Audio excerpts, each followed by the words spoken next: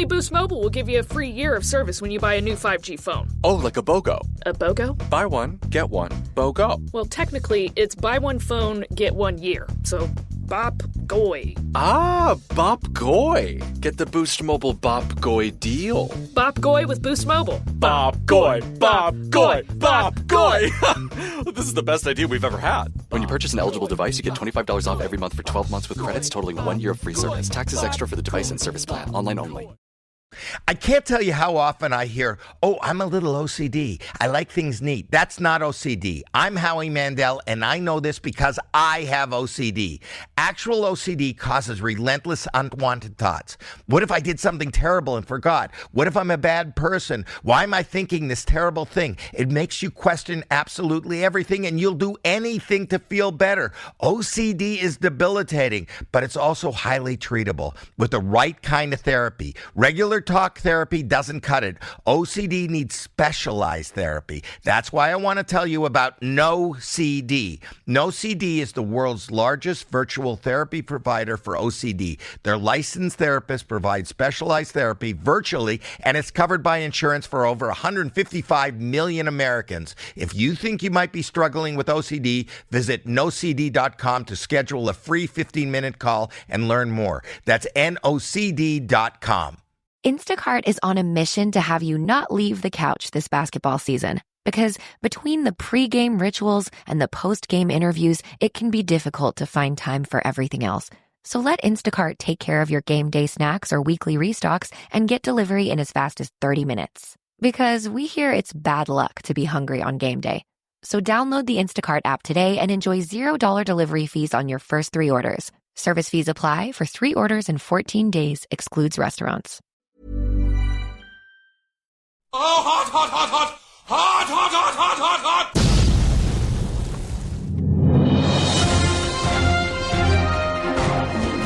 Hot topic.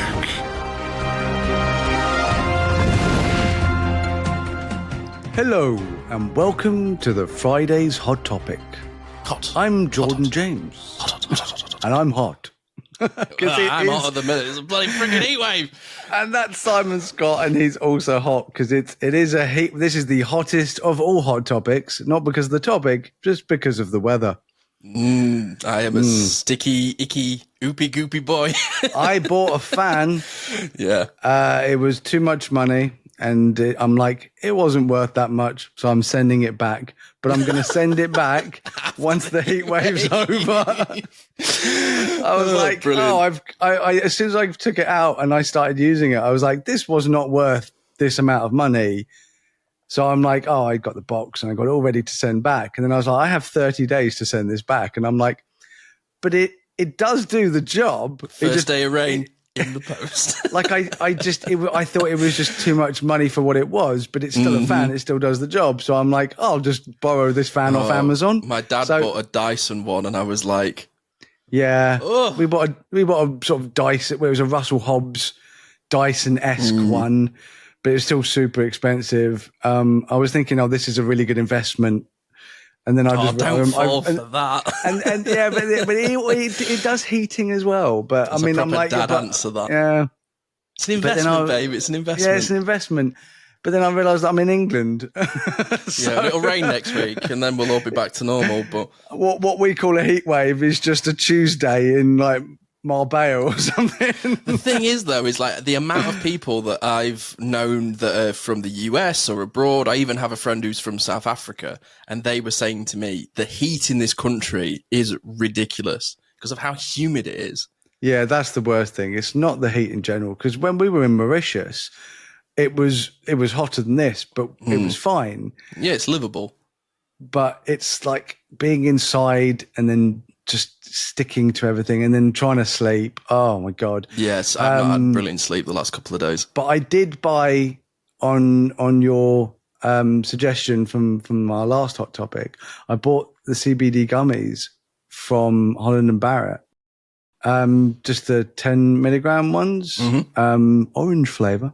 Ooh, I took one yesterday, and I don't know if it's a placebo effect or whatever. I have no idea. But I did feel very relaxed, and I went to sleep quite easily. It was just staying asleep because of the weather. There was a problem. Mm-hmm. But yeah. Yeah, that's how I find them. I'll occasionally take one before I go to bed. I like taking them before. So if I go for a big family meal or something, and I know it's going to be a bit overstimulating, I just sort of take one about an hour before, and it just sort of settles, because I find my stomach gets quite unsettled when I'm out in public a lot of the time. So that sort of helps with that. But that's not what we're talking about today. We're not talking about the weather or the gummies. We've got quite an interesting story. Do you want to read the headline, or shall I, my friend? It's a good hot topic. I'll read the headline. one. You read the article, because dyslexia. Police launch pilot to support neurodiverse, that would be divergent, people.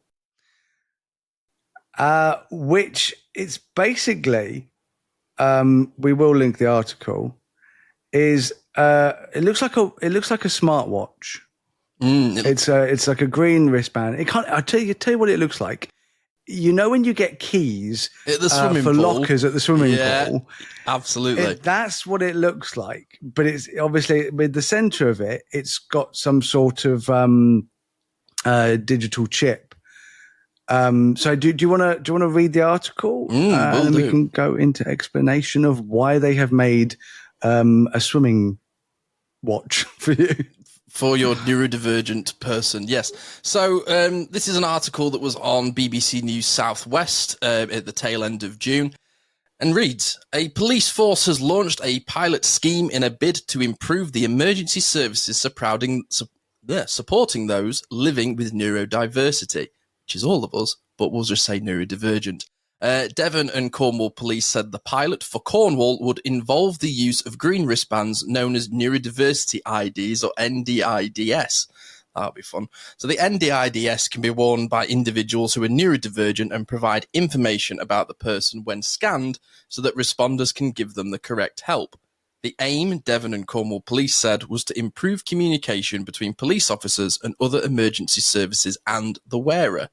Police worked with the autistic community of Cornwall, the National Police Autism Association, and the National Youth Neurodiversity Council to create the wristbands.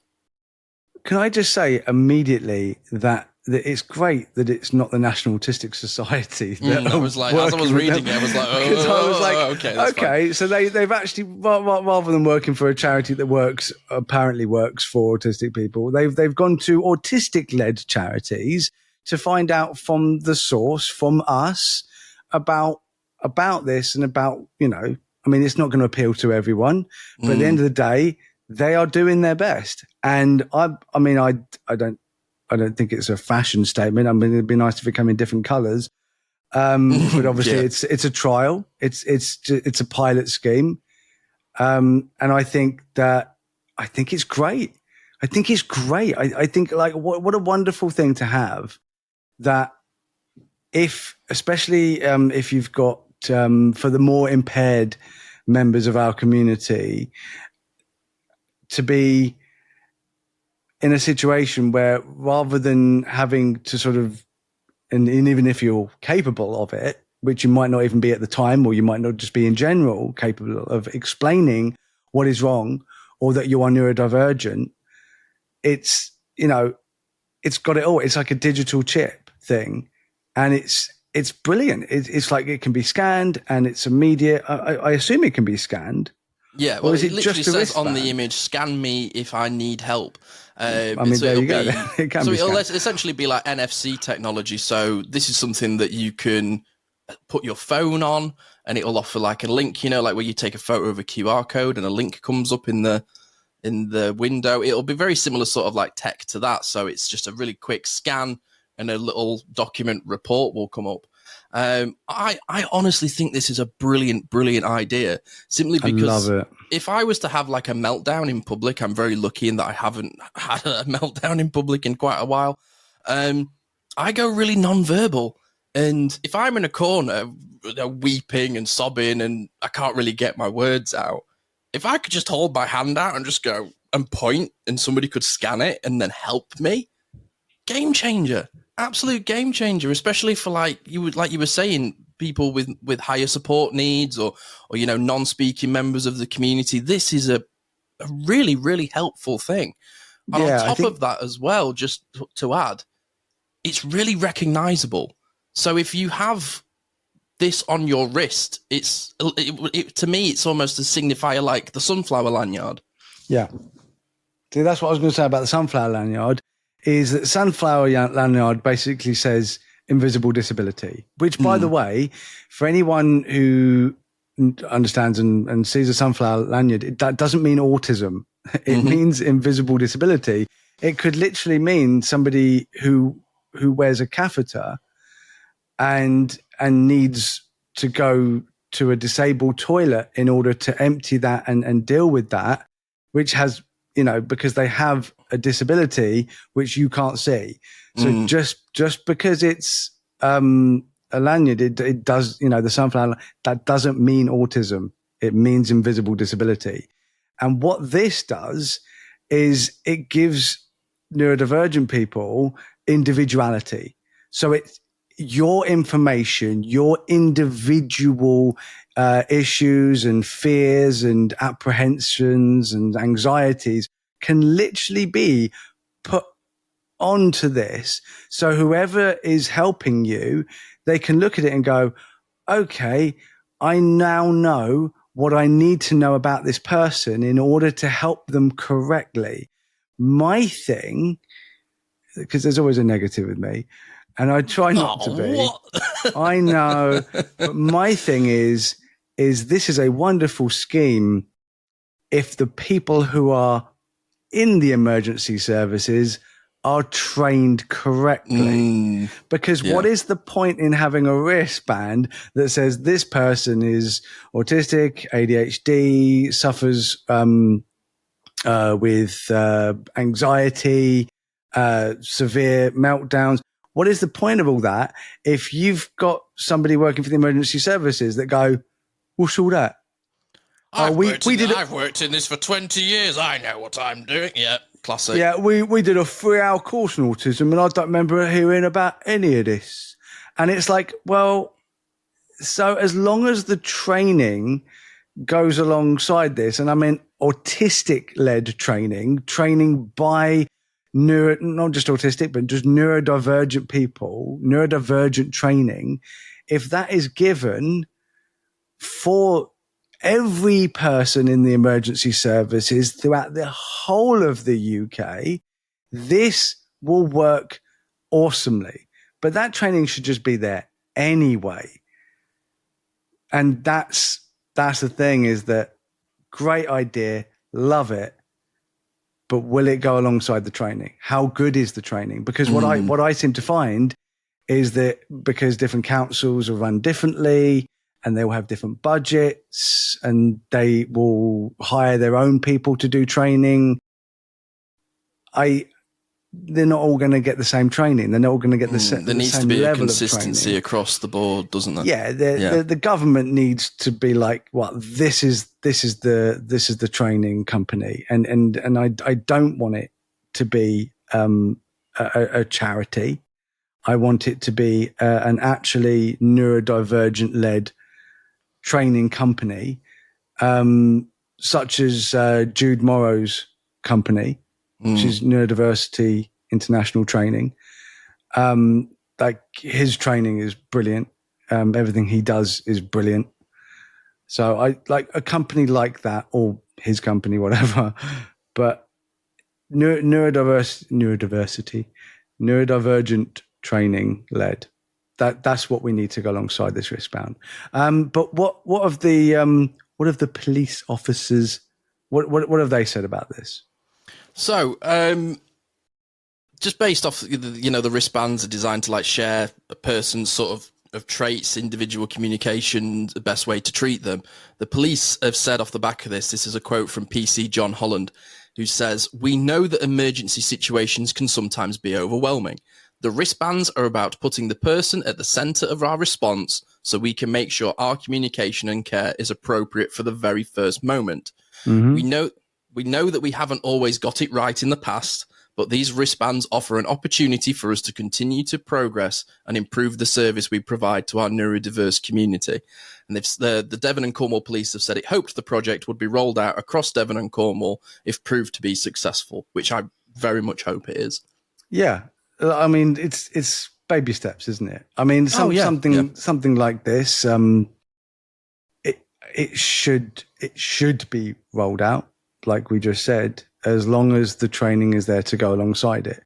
But I think, like, just in general, having that information on you is very valuable, I think. Oh, not just for, first responders, it's caregivers or community members. Imagine you're at a gym and you get really overwhelmed by something, and then somebody at the gym knows that they can scan this and then can offer the correct, like, first aid, or, if there's like intervention training or anything like that. It's not just sort of the police that this makes me think of. It's if you have a caregiver, or you have a member of your family with you, or you're a teacher with school kids.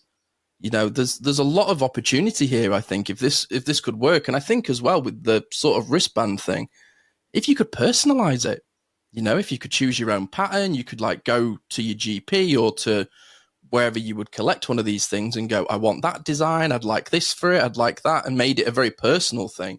I could see a lot of people choosing to wear this. If I would potentially wear one of these, I really would. Yeah, no, I completely agree. I mean, like, if it's just, this is the standard thing, so it's easily recognizable, I kind of understand that. But at the same time, something like this, like, should be looked for, and it really should be, we should be able to personalize these things, because I find that with the lanyards, like, I don't really care because I'm a fan of green. But some people think that they might be a little bit childish. Some people, which obviously I don't care. Or your special interest is the colour orange, Literally, maybe somebody doesn't like green. I definitely think, and there are other options out there. I've seen different options out there. The only ones that are available for free are the green ones, which is fine. They're free. But if you want to get your own one, you can get different colours, but they all have sunflowers on.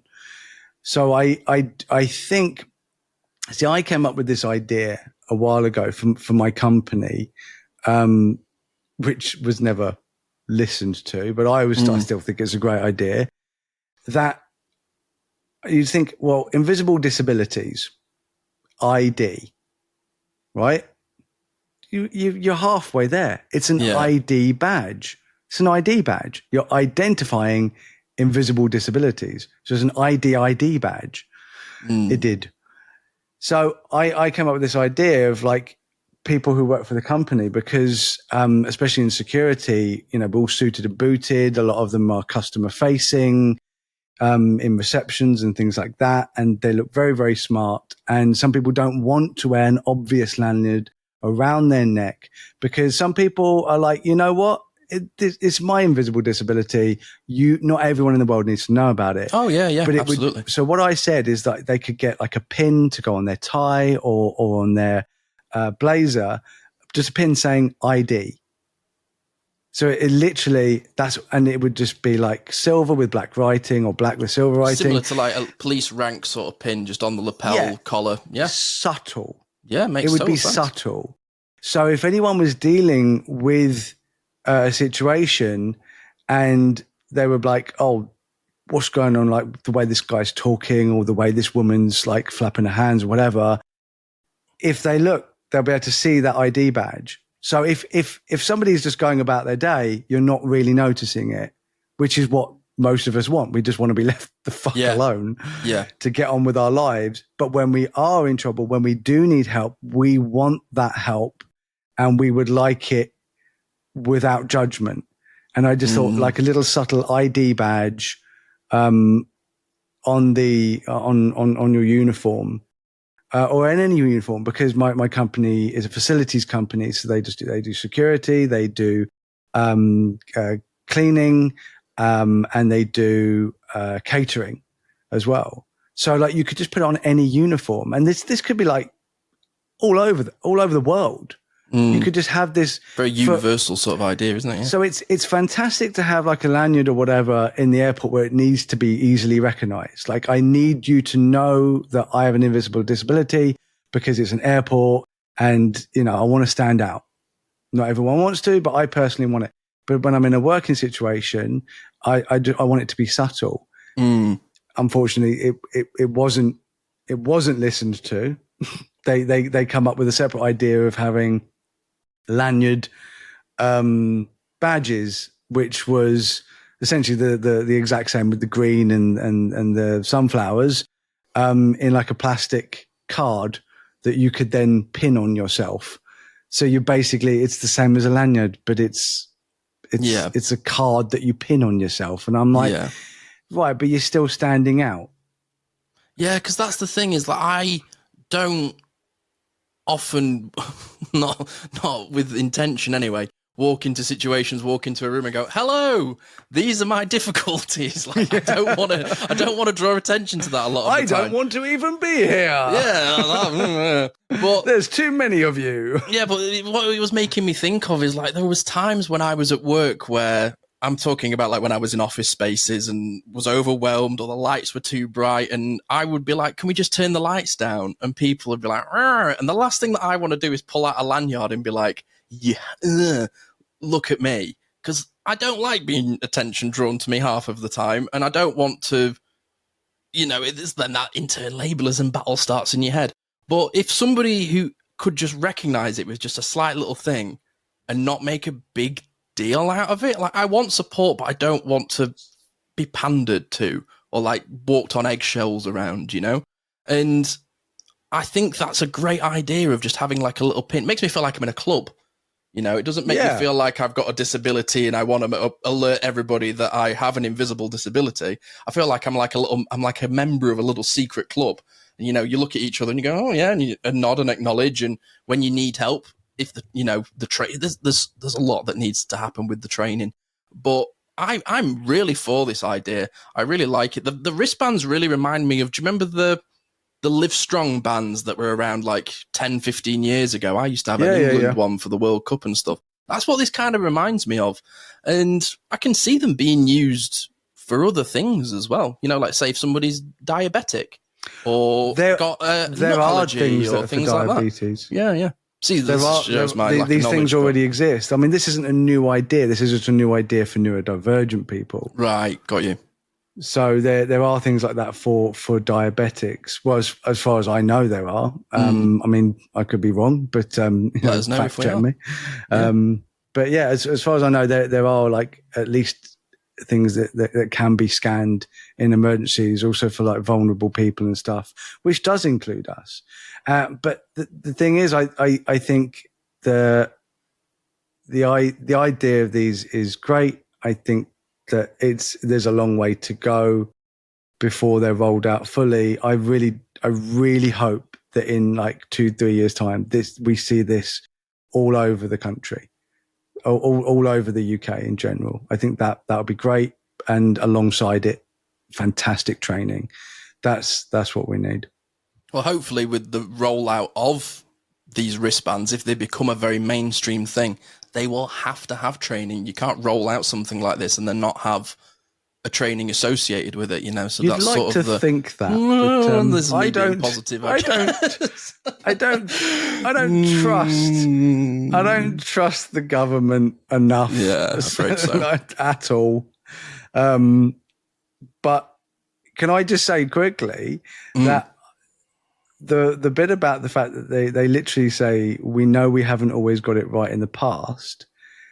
That's fantastic. I mean, the amount of times that I just see this cognitive dissonance, and it's a phrase that we use all the time. And because there is just so much cognitive dissonance out there. It's the bane of our lives of like, "Could you please listen?" And they're like, "No, we already know everything." I'm like, No, you don't. I've said it like it's a fact, so now it is a fact. Yeah, that's the thing is that like if I'm sure of something, if I'm absolutely positive of something, and somebody comes to me and goes, "Actually, you're wrong," and then shows me why I'm wrong, I'm like, "Oh crap, I'm wrong." Not, "You don't know what you're talking about." I hate doubling down. I hate doubling down. Oh my God. If somebody comes up to me and goes, "No, actually it's this," and that actually makes sense. You don't just come to me with bullshit. I'm saying you actually make sense. And I had this with something I was doing when I'm driving. I'm not going to get into it, but I was doing a particular thing while I was driving.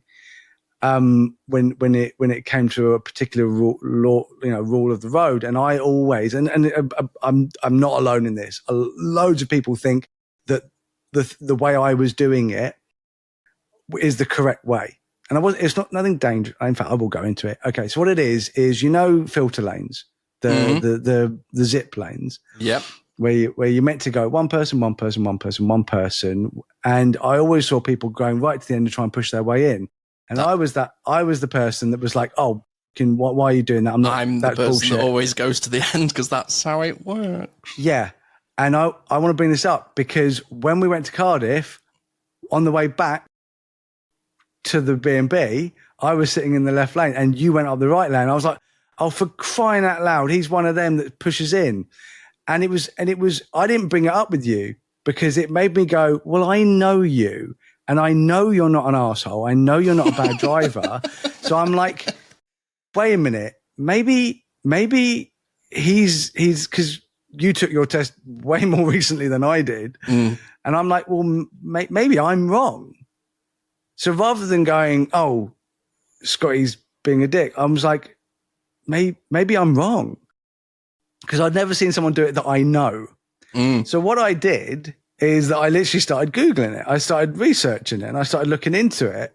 And fuck me if I've been wrong. Like that is how you are meant to do it. You are meant to use both lanes. So many traffic jams. You are meant to filter. Don't do it. Exactly. You are meant to filter one after another, after another, after another, after like another. A zip. That is literally how you're supposed to do it. And I was like, oh, okay. Because it's literally in the highway code. That is how you are supposed to do it. It always amazes me when people don't do that. I'll be honest. Not that we're going to divert and start talking about driving styles, but it's so true, isn't it? Like, I've had things in life where I thought I was doing it right, and somebody's come up to me and gone, "You're doing that wrong," and let me give you context and a bit of reason why. And I go, hands up. Okay, cool. Thank you for educating me. More than happy to adjust and to learn something new. I'm all for progress. I'm all for getting better at things rather than just going, well, that's the way that I do it. Doesn't appeal to me. But I'm very interested to know what people think about these wristbands. I'd love to hear some comments. Would you wear one? Let us know. Yeah, I mean, I'd definitely wear it. Maybe around my ankle. You know what's so funny? As soon as I saw them, I was like, swimming locker. I'll wear it around my ankle. I'll be like, he's got a tag. Get him. We know where you are. There will be people that will be like, they're tracking us. They're tracking us. Oh, to be fair, if I lived in America right now, I would absolutely not wear one of these. I'd be like, they are definitely tracking us. They're trying to herd up with RFK at the forefront. They're trying to herd all the autistic people so they can, I don't know, just stick us in camps, which is essentially how I feel about the American government right now, that they are literally a bunch of freaking Nazis. It's crazy, it's scary, but happy times for the people in Devon and Cornwall. Yeah. Have a great time with it, I guess. Yay for us for this one particular thing that's happening in this country, along with all the terrible things. But yeah, hope everyone has a good weekend and stay safe and yo. Yes. That's all everyone. I got. Bye, everyone. Nightly bye. Thanks for tuning in to the Neurodivergent Experience.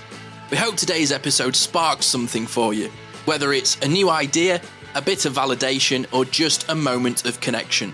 Remember, new episodes are every week, so be sure to join us for the next one for more conversations and insights into the neurodivergent experience.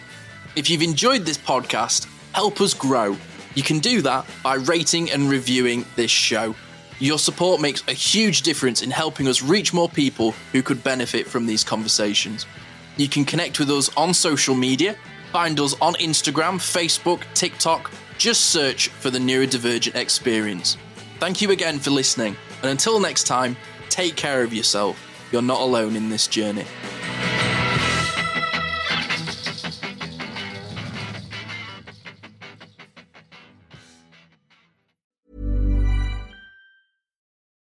I can't tell you how often I hear, oh, I'm a little OCD. I like things neat. That's not OCD. I'm Howie Mandel, and I know this because I have OCD.